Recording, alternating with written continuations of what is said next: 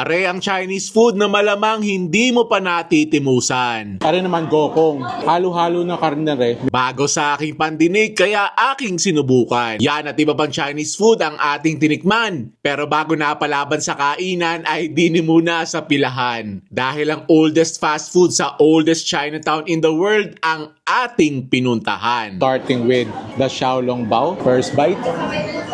Thank you, Lord. Medyo thicker than the usual. Flavorful yung broth, pero medyo konti yung broth ng Xiaolongbao. Sausaw na natin. Beef tendon. Oh,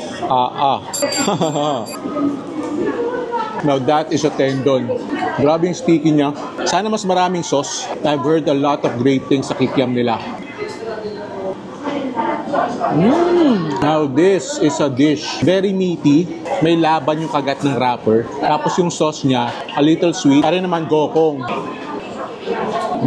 Ang gokong daw, may Chinese wine, tapos may mga herbs siya, mga Chinese herbs, saka mga Chinese medicine. Kasi ito daw ay meant to boost your immune system, saka provide energy. Malambot yung karne. Ito yung one of those dishes na personally, not for me. Pero siguro, kinakain to ng mga Chinese kasi nga yun, may mga medicinal properties. Ay siya tikme kung napapaibig!